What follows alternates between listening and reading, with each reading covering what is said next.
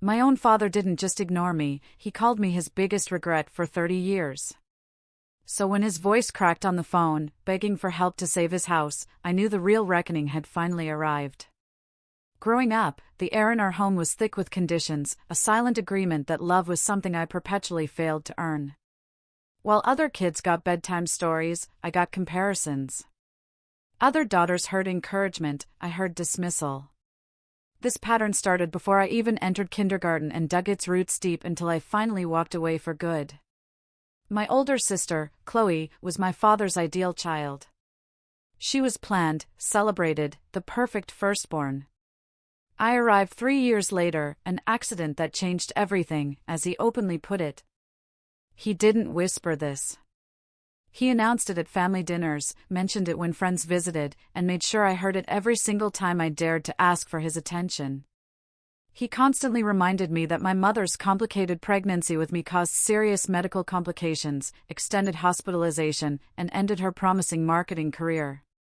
He tallied my existence in dollars and lost opportunities, presenting that balance sheet whenever I needed a reminder of my worth. Chloe excelled at ballet. Our living room became a shrine to her talent. Photographs lined every wall, trophies claimed every shelf, and conversations revolved around her latest achievement. She collected praise effortlessly, like seashells on a beach. My father attended every single one of her performances, front row, with special ordered flowers. When I joined the debate team in middle school and made it to regionals, he scheduled a golf trip for that exact weekend. My mother went alone, taking photos on her phone that nobody ever asked to see.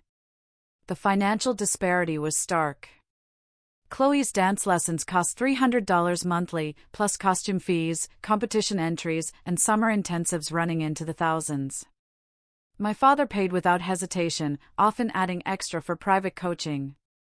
When I asked for $75 for a 3-day journalism workshop, he lectured me on fiscal responsibility and living within my means. I babysat for 6 months to earn that money myself, missing the early registration discount and ending up on a waitlist that never cleared. High school only amplified his favoritism. For Chloe's 16th birthday, our driveway held a silver Honda Accord with a giant red bow. Dad took a dozen photos, posting them everywhere, beaming about his pride and joy. She'd failed her driving test twice, but he saw potential. My 16th birthday arrived with a card containing a $20 bill and a suggestion I start thinking about my future. No cake, no dinner, just a grocery store greeting card he probably grabbed buying milk. College applications revealed the true depth of his bias. Chloe wanted to study dance at an expensive private arts conservatory across the country. Tuition alone exceeded $50,000 annually, not counting housing or travel. Dad refinanced the house, telling anyone who'd listen about the sacrifice he was making for her dreams. He drove her to campus, stayed for orientation, and cried hugging her goodbye. She lasted 1 semester before dropping out, claiming the program killed her creative spirit. My turn came 3 years later. I'd earned a partial scholarship to a state university 3 hours away, covering roughly 60% of costs. I needed help with the rest, maybe $15,000 for the year if I worked part-time. Dad refused outright, saying he'd already spent his education budget. He suggested community college as a more realistic option for someone with my prospects. Those were his exact words. Someone with my prospects. As if he'd evaluated my potential and found it lacking, unworthy of investment. I took out loans. I worked 30 hours weekly at a campus bookstore while taking a full course load. I ate ramen and peanut butter sandwiches. Meanwhile, Chloe posted photos of expensive restaurants back home, funded by the allowance Dad still provided, even after she quit school. She moved back into her childhood bedroom, sleeping until noon, pursuing freelance creative projects that never materialized beyond elaborate Instagram posts. Dad called her artistic and misunderstood, needing time to find herself. When I called home during those college years, conversations lasted maybe 5 minutes before he'd find an excuse to hang up. He never asked about my classes, my grades, or whether I had enough to eat. Once I mentioned receiving an award for a research paper I published, he responded, "That's nice, honey," in the same tone someone uses when half listening to background noise. Then he launched into a 10-minute story about Chloe learning to make sourdough bread, describing each step of her starter cultivation as if she'd discovered penicillin. Graduation day arrived with thunderstorms and family drama. I'd earned my degree in journalism with honors, despite working nearly full-time. Mom made the drive alone because Dad claimed his back was bothering him and rain always made it worse. Later, I saw his Facebook posts from that same day, photos of him and Chloe at an art gallery opening in Atlanta, both smiling under clear skies. She'd apparently taken up painting, and he was networking on her behalf. My graduation didn't rate a mention on his social media. The job market was brutal for new journalism graduates. I sent applications everywhere, getting rejection after rejection while living in a cramped apartment with 3 roommates and working retail to cover rent. Chloe, meanwhile, convinced Dad to fund a pop-up gallery to sell her artwork. He spent $8,000 on the space rental, marketing, and framing. She sold 2 paintings to family friends who probably bought them out of pity. Dad called the venture a successful first step and started planning her next show. I finally landed an entry-level position at a small-town paper in Georgia, covering local government and school board elections. The pay barely exceeded minimum wage, but I showed up early, stayed late, taught myself digital media skills, and built connections. My editor noticed, assigning me bigger stories when investigative pieces needed someone willing to dig. Meanwhile, back home, Dad's favoritism reached new heights of absurdity. He bought Chloe a condo because she found apartment hunting stressful and overwhelming. The down payment alone exceeded $60,000, money he'd apparently been saving for years, despite claiming poverty whenever I needed help. She redecorated it 3 times in 18 months, posting before and after photos showcasing expensive furniture and designer light fixtures. Dad commented on every post, praising her eye for design.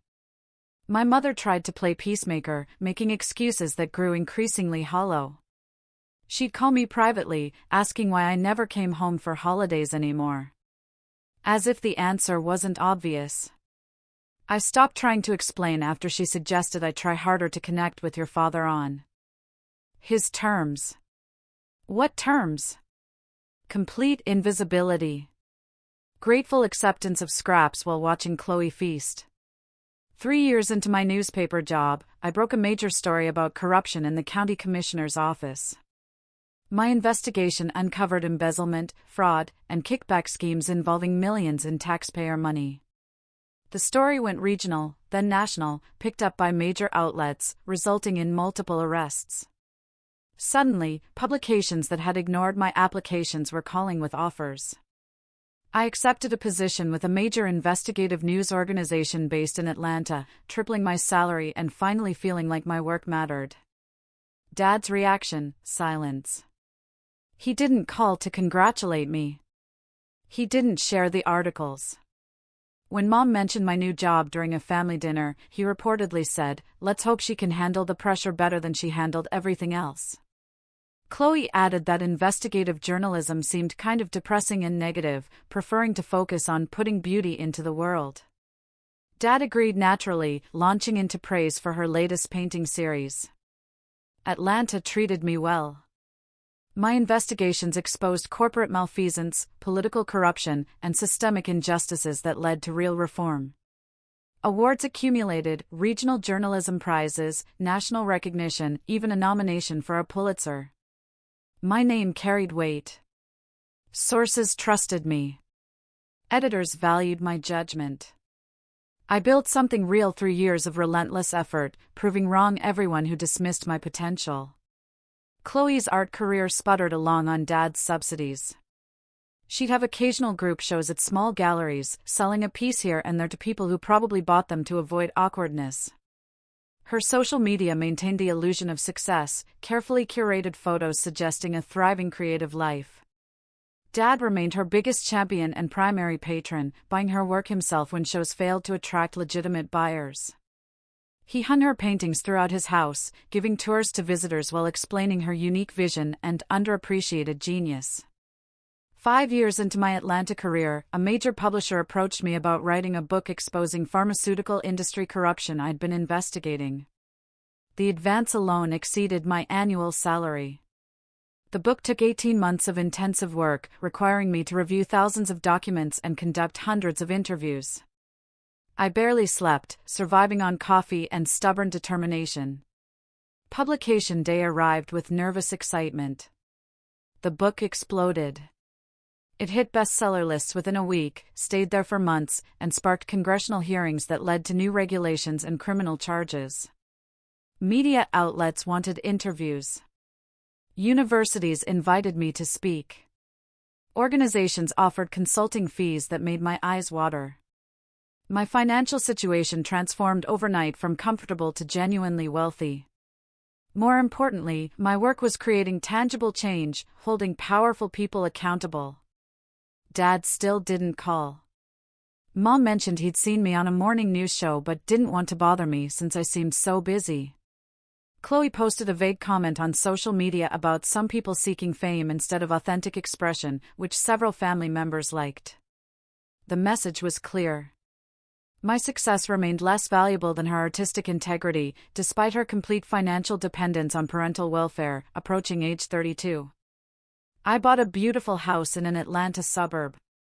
Nothing ostentatious, but comfortable and truly mine.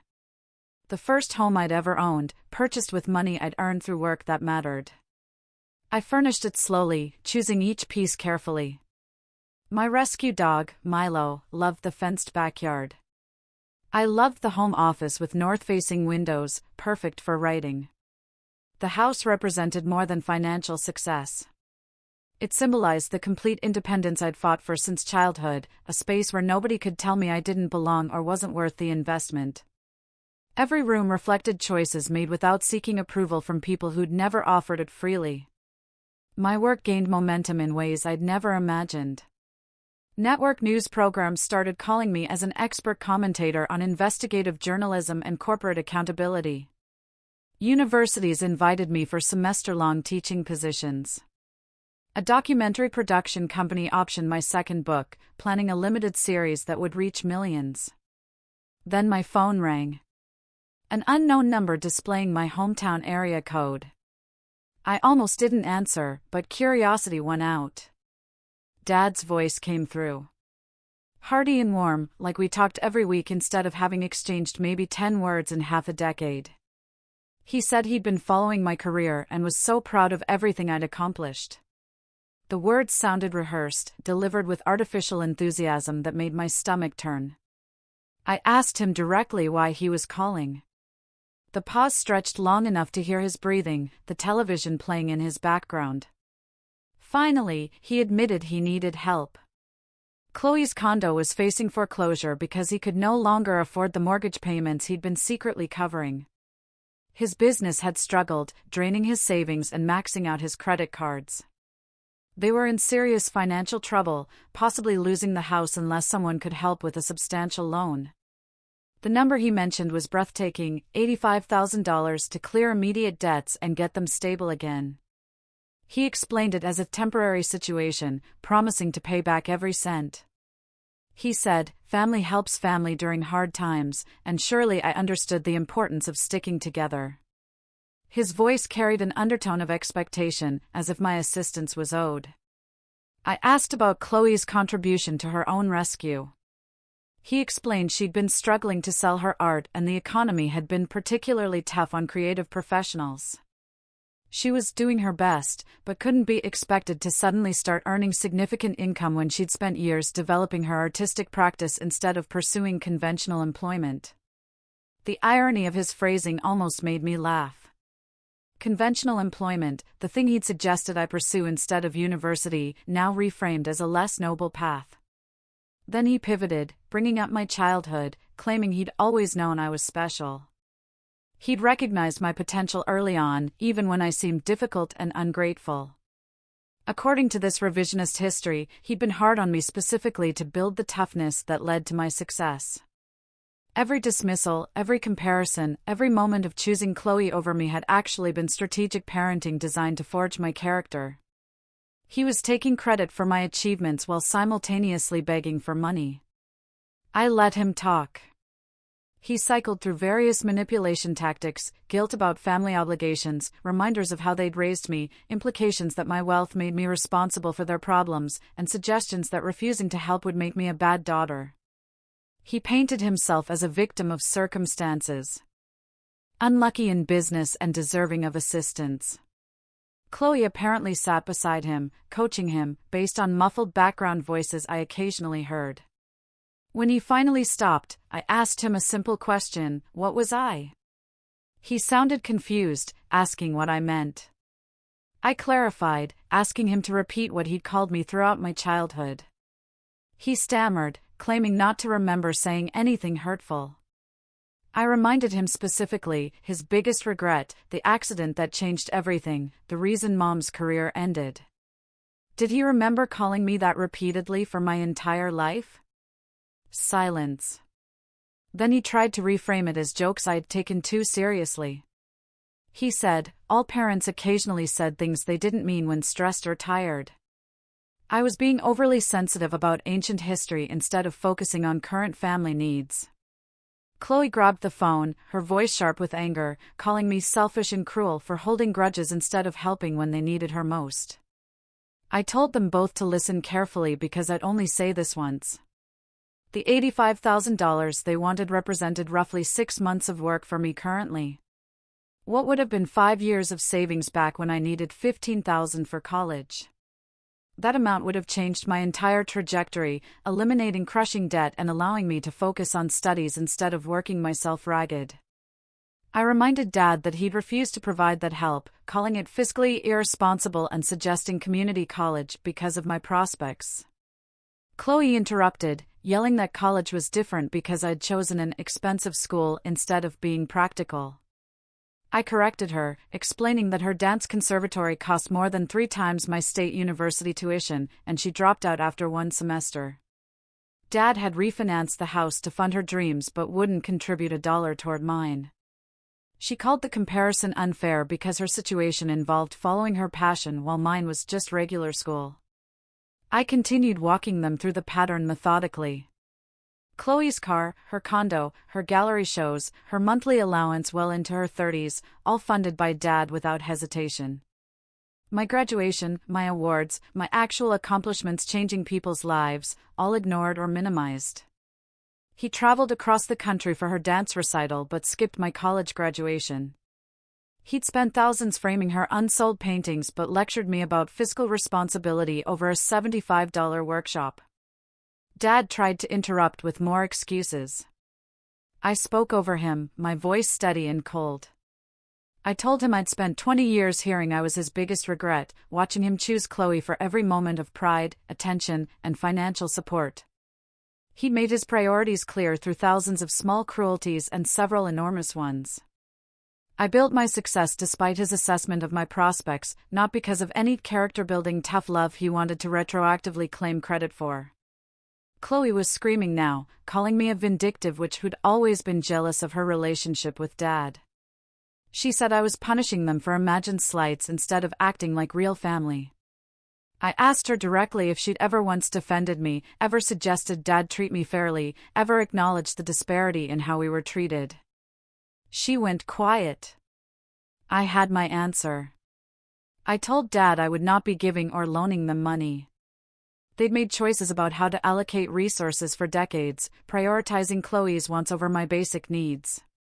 Those decisions had consequences, and I was not responsible for rescuing them from outcomes they'd created. He could downsize his house, Chloe could get a job, and they could learn to live within their actual means, like he told me to do when I was 16. He started to cry, which might have moved me if I hadn't heard him laugh while telling guests at my high school graduation party that I was the practice kid before we figured out how to do it right with Chloe. I let him sob for a moment before continuing. I explained that family was supposed to be mutual, built on reciprocal care and respect. What he'd offered me was conditional disapproval with occasional tolerance. He didn't get to suddenly claim family bonds now that he needed something from the daughter he'd spent decades dismissing. Chloe grabbed the phone back, her voice venomous. She said I'd always been difficult and ungrateful, making everything about myself instead of thinking about others. The irony was apparently lost on her. She promised I'd regret this decision, that everyone would know what a terrible person I'd become. I told her to go ahead and tell whoever she wanted. Most people who knew our history already understood the situation clearly. Dad made one final attempt, his voice small and defeated. He asked if I really hated him enough to let them lose everything. I corrected him again. I didn't hate him. Hate requires caring enough to feel strongly.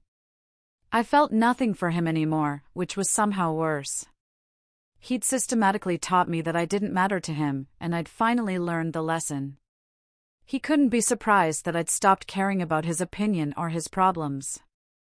I told him not to contact me again unless he wanted to have an honest conversation about our history and offer a genuine apology for decades of mistreatment.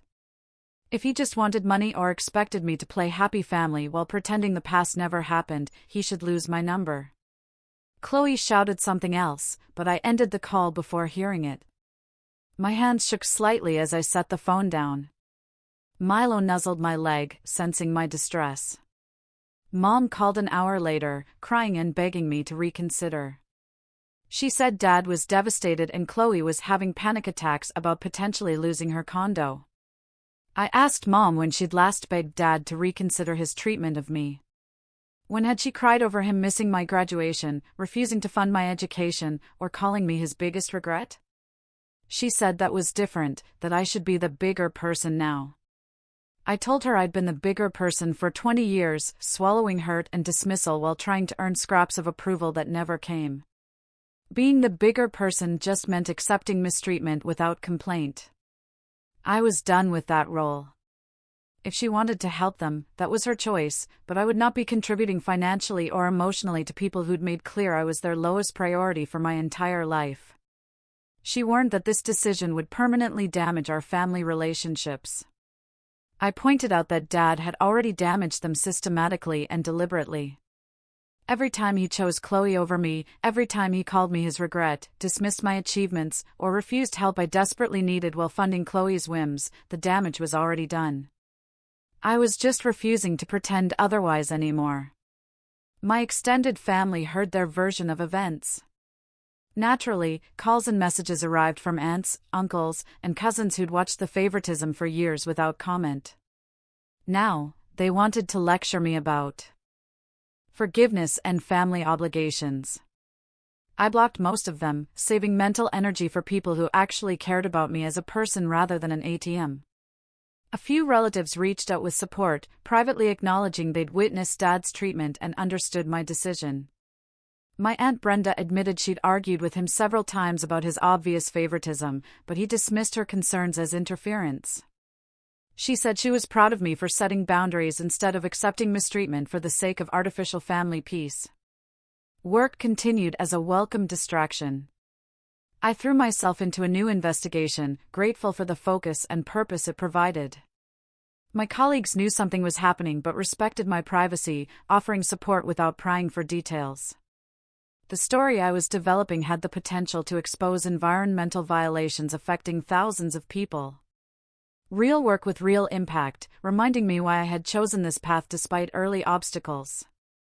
3 months after that phone call, Dad showed up at my house unannounced. I found him standing on my porch, looking older and smaller than I remembered. He asked if we could talk, promising he'd driven 6 hours just for this conversation. I almost said no, but decided to hear him out, leading him to the living room while Milo watched suspiciously from across the room. He apologized, not for calling and asking for money, not for the specific phone conversation, but for not being the father you needed.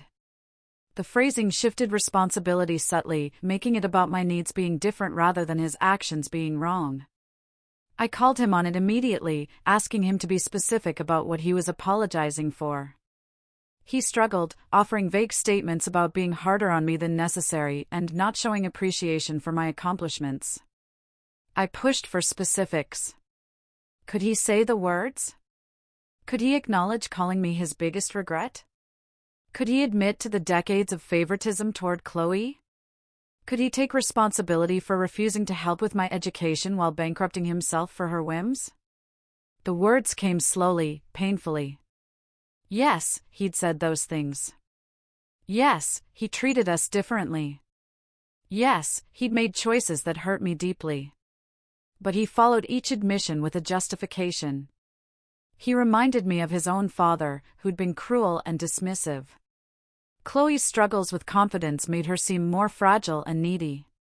He thought I was tougher and didn't need as much support. Every excuse shifted blame away from his choices and onto circumstances or my personality. I asked him why Chloe's need for confidence building mattered more than my need for basic parental support. Why her fragility deserved six-figure investments while my capability meant I deserved nothing. He didn't have an answer that didn't sound terrible. So, he pivoted to saying he'd been wrong and wanted to rebuild our relationship now. I asked what rebuilding looked like to him. He suggested regular phone calls, holiday visits, and moving forward instead of dwelling on the past. Notice what was missing. Any actual accountability, any plan to change behavior patterns, any acknowledgement that rebuilding required sustained effort and amends beyond words. He wanted instant forgiveness and a return to the pretense of normal family dynamics. I told him rebuilding would require years of consistent effort, demonstrating changed behavior. It would mean him publicly acknowledging to extended family how he treated me. It would mean calling out Chloe when she dismissed my achievements or minimized my experiences. It would mean showing up for me the way he'd always shown up for her, without needing a crisis or ulterior motive. He looked uncomfortable, asking if I was saying we couldn't have a relationship unless he met a list of demands. I corrected him again. These weren't demands, they were boundaries. I would not accept returning to a dynamic where I was the forgotten daughter, useful only when needed for something. Either he wanted a real relationship built on mutual respect, which required work and accountability, or he wanted to maintain comfortable fictions. I was only available for the former. He asked what I expected him to do about Chloe. She was struggling, he explained, and couldn't handle being criticized or challenged. I pointed out that he'd spent 30-plus years protecting her from consequences and reality, creating an adult who couldn't function independently. His coddling hadn't helped her any more than his cruelty had helped me. We'd both suffered from his inability to parent appropriately, just in opposite ways. Dad shifted in his seat, looking around my living room at the life I built without him. He noticed the framed awards on the wall, the shelves of books, including my own publications, the evidence of success he'd never predicted or supported. His eyes lingered on a photograph of me receiving a journalism award, shaking hands with a former attorney general who'd praised my work. The cognitive dissonance seemed to pain him, confronting proof that his assessment of my prospects had been completely wrong. He asked about my personal life, whether I was seeing anyone, if I was happy. The questions felt intrusive, coming from someone who'd shown no interest in my well-being for decades.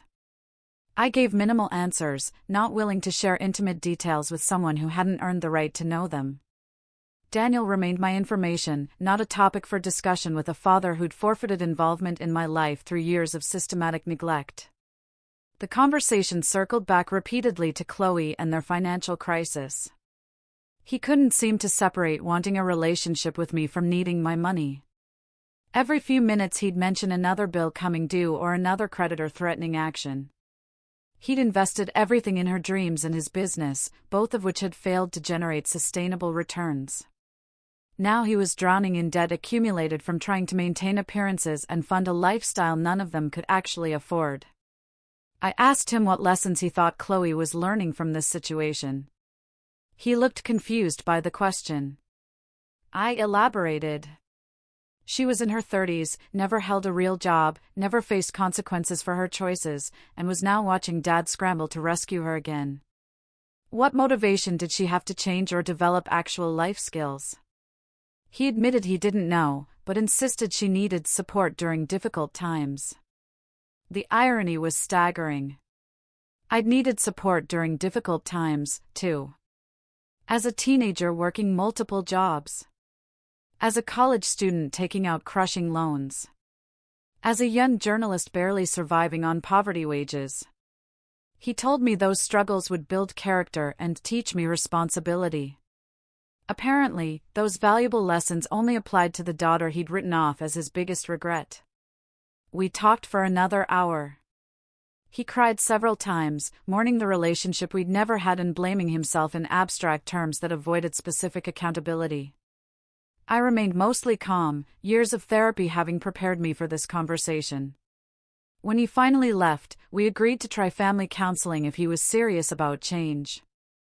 I wasn't optimistic, but decided to leave the door slightly open rather than slamming it forever. Months passed. Dad did attend 3 counseling sessions before declaring therapy wasn't helping and suggesting we just spend time together instead. The therapist's notes, which he shared with my permission, indicated he'd been defensive and unwilling to examine his behavior patterns. He wanted validation that he'd been a good father who'd made minor mistakes, not a confrontation with the reality of systematic emotional mistreatment and favoritism. Chloe never apologized or acknowledged her role in the family dynamics. She blocked me on social media and told relatives I'd abandoned the family over money. Dad apparently let her maintain this narrative, not correcting her mischaracterization because doing so would require admitting to his own behavior. They eventually lost her condo and she moved back home, now 33 and fully dependent on parents who were struggling financially themselves. Mom remained caught between us, trying to maintain relationships with both daughters while refusing to hold Dad accountable for his choices. She wanted me to compromise my boundaries for the sake of family unity, not understanding that there was no unity to preserve. There was a pretense we'd all maintained for years, and I'd simply stopped participating in the performance. My career continued to flourish. A second book followed the first, doing even better commercially and critically. Speaking engagements took me around the country, sharing investigative techniques and discussing the importance of accountability journalism. I built a chosen family of colleagues, friends, and mentors who valued me for who I was rather than tolerating me as an obligation. Awards ceremonies became regular occurrences. I attended black tie events where people I'd admired for years congratulated me on my work. My investigations had triggered legislative changes in 4 states, recovered millions in stolen public funds, and resulted in criminal prosecutions of executives who'd thought themselves untouchable. The validation came from sources that actually understood the work, not from a father who'd never bothered to read a single article I'd written. Financial security changed everything about daily existence. I no longer checked my bank account before making purchases. I contributed to causes I believed in without calculating whether I could afford the donation. I helped younger journalists starting their careers, offering mentorship and occasionally funding investigative projects that traditional outlets wouldn't support. The freedom to make choices based on values rather than survival needs felt revolutionary after years of financial anxiety. Social media became both a blessing and a curse. My professional accounts gained substantial followings, connecting me with sources, readers, and colleagues worldwide. But it also meant watching from a distance as my family's dysfunction played out in carefully curated posts. Chloe continued documenting her artistic journey with photos of paintings propped against expensive furniture in the condo Dad had been secretly struggling to maintain before they lost it. He commented on every post with encouragement that read increasingly desperate, a man trying to justify his investments by insisting they'd eventually pay off. Mom's post showed her caught in the middle, sharing photos of family dinners I wasn't invited to, tagging Chloe and Dad while my absence spoke volumes. Extended family members who'd witnessed the favoritism for years continued liking and commenting as if everything was perfectly normal.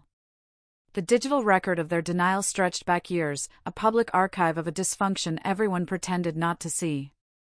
I started dating someone who actually saw me clearly. Daniel worked as a public defender, fighting for clients who couldn't afford private attorneys. He understood what it meant to challenge powerful systems and face criticism for doing necessary work. Our first conversation lasted 6 hours, covering everything from Supreme Court decisions to the best pizza in Atlanta. He'd grown up in a loving family that celebrated all their children equally, which initially seemed like an incomprehensible fairy tale to me. Daniel noticed things. He asked questions when I deflected mentions of my family. He observed how I tensed whenever my phone displayed my hometown area code. He didn't push, but he made it clear that my past mattered because it shaped who I was, not because it defined my worth. His parents invited me for Thanksgiving, treating me with warmth that felt almost foreign after years of conditional family acceptance. Watching Daniel's family interact revealed everything mine had gotten wrong. His mother asked all three of her children about their lives with equal interest. His father attended his daughter's poetry reading and his son's basketball games with the same enthusiasm. Nobody competed for attention because attention was freely given. The contrast was painful and illuminating, showing me that the dysfunction I'd normalized wasn't universal or inevitable. Professional opportunities kept expanding. A major cable network offered me a contract as a contributing correspondent, covering investigative stories for their evening news program. The exposure would amplify my work exponentially. My agent negotiated terms that gave me editorial control and adequate time for deep investigations rather than superficial daily coverage. The first segment I produced for the network exposed predatory lending practices targeting elderly homeowners. The story generated thousands of responses from viewers sharing similar experiences. Regulators launched investigations based on the evidence I'd compiled. 3 executives resigned within weeks of the broadcast. The impact reminded me why I'd chosen this career despite early obstacles and continued family dismissal. Sometimes I wondered if I'd made the right choice in refusing to help them financially. Then I'd remember being 16 and asking for help with that journalism workshop, watching Dad's face as he lectured me about living within my means. I'd remember him missing my college graduation to attend Chloe's gallery opening. I'd remember hearing him tell party guests I was his biggest regret while I stood close enough to hear every word. The money wasn't really the issue. I could have written that check without noticing the impact on my bank account. But giving them what they wanted would have validated the pattern they'd established. Chloe's needs always mattered more than mine, and I existed to support the family without receiving support in return. Breaking that cycle required refusing to participate anymore, even when refusal came with guilt and social pressure. My therapist reminded me regularly that setting boundaries wasn't cruel, even when people reacted as if it was. I'd spent decades accepting crumbs while watching Chloe feast, told I should be grateful for scraps and stop being difficult. Asking for basic respect and equal treatment wasn't demanding too much. It was requesting the bare minimum that any child deserved from their parents. Dad called occasionally, usually after drinking, leaving rambling voicemails about regret and missed opportunities. He never followed through on the counseling or the sustained effort I'd said was necessary. He wanted quick absolution without the discomfort of real change. Chloe apparently encouraged his victim narrative, telling him I was simply a cold person who'd never appreciated family. I built a life that felt genuinely mine, filled with work that mattered and relationships based on mutual care. The absence of Dad's approval no longer created a hollow ache in my chest. I'd mourned the father I'd wanted and never had, finally accepting that he was never going to become that person. Letting go of that hope was both painful and liberating, creating space for relationships with people who actually saw and valued me. My 3rd book came out last month, examining systemic failures in the criminal justice system. Early reviews praised its thoroughness and impact. Dad will probably never read it, never acknowledge the work I do or the recognition it receives. Chloe will probably make some dismissive comment about people who need external validation instead of creating authentic art. Mom will probably call, asking why I can't just let bygones be bygones. And I'll keep building this life I've created, successful not because of Dad's cruelty, but despite his efforts to convince me I wasn't worth investing in. Every achievement is proof that his assessment was wrong. Every award, every published investigation, every life changed by accountability work demonstrates that I was never his biggest regret. I was his biggest missed opportunity. A daughter who would have loved him if he'd bothered to love her back. The regret is his to carry now. Not mine. I wonder, what would you have done in my shoes?